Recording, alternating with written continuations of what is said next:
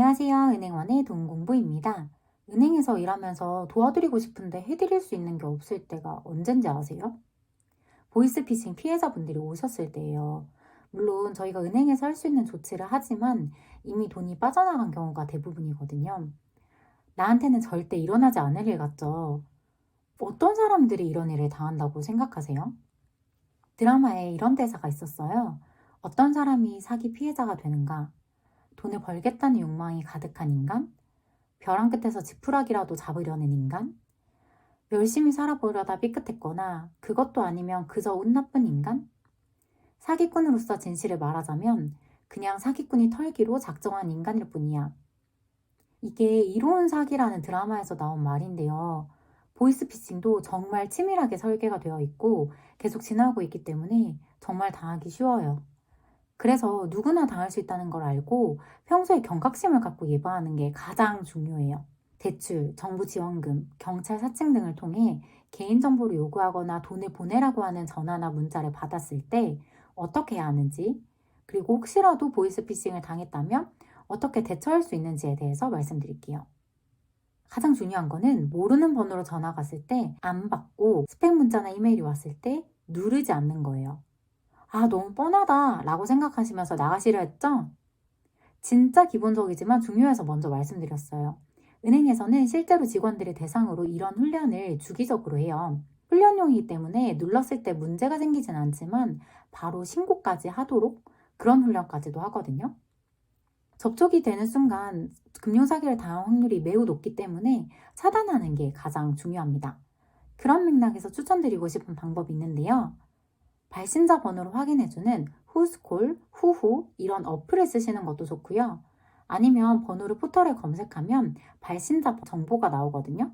그런 걸 참고하셔도 돼요. 저는 검색해서 정보가 없더라도 무조건 안 받고요. 그래서 택배 기사님들 연락을 못 받는 경우가 많긴 한데요. 꼭 필요한 전화면 보통 다시 오니까 모르는 번호는 아예 안 받으시는 거를 추천드려요. 그리고 조금 더 적극적인 조치를 하고 싶다라고 생각하시는 분들은 이것까지 해주시면 좋은데요. 금융감독원 사이트에 보이스피싱 지킴이라고 있어요. 여기에 신고해 주시면 됩니다. 피해를 당하지 않더라도 신고가 가능하고 경찰청, 금융감독원, KISA 통합제보도 가능해요. 저도 매번 신고를 하진 않지만 대출 사기 문자가 오면 종종 신고하거든요. 이렇게 신고를 해주시면 다른 사람도 지킬 수 있는 방법이기 때문에 같이 해주시면 좋을 것 같아요. 두 번째는 실제 피해 사례를 알고 있는 거예요. 이런 금융사기가 있다는 걸 알게 되면 비슷한 상황이 생겼을 때 조금이라도 더 의심할 수 있거든요. 방금 얘기했던 보이스피싱 지킴이 사이트에 실제 피해 사례들과 보이스피싱범의 목소리도 들을 수 있어요. 그래서 이런 정보들도 참고하시면 좋을 것 같아요. 피해 예방 사례를 보면 은행원들이 보이스피싱을 의심해서 피해를 막거나 줄이는 경우도 꽤 있거든요. 제 에피소드를 하나 말씀드릴게요. 고액을 출금하면 보이스피싱을 예방하기 위해서 한 번 더 확인하는 서류를 받거든요. 제가 신입 때 너무 융통성이 없어서 검찰에 전화 받으셨나요? 이런 항목들을 하나하나씩 다 여쭤보면서 업무를 처리해 드렸는데요.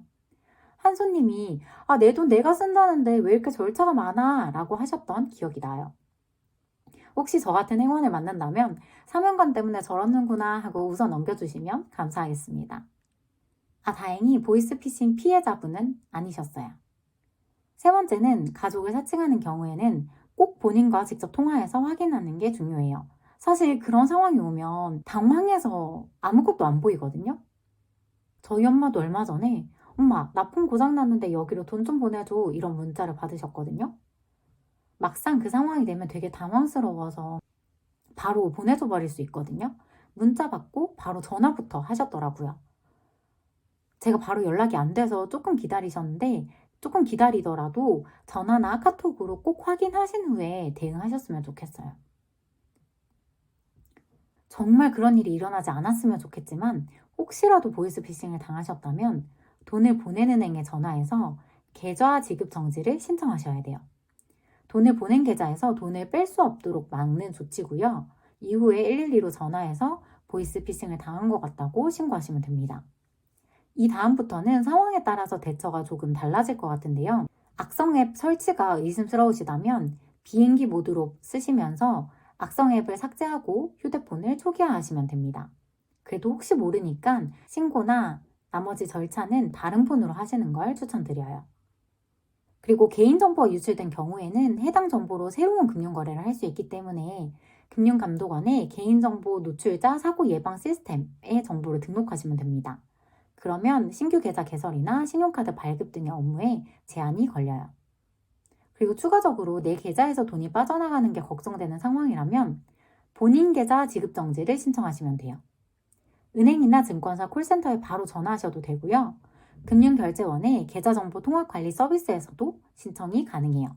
일단 출금을 막은 후에 유출된 계좌번호나 신용카드 정보가 있다면 전부 재발급 받으시면 되고요. 비밀번호도 다 변경하시는 게 좋습니다. 주민등록번호도 유출된 경우에는 신청하시면 변경하실 수도 있어요.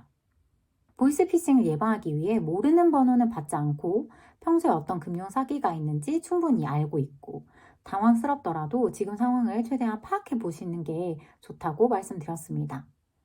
은행과 경찰서, 금융감독원 등에 신고하는 방법도 구체적으로 말씀드렸어요.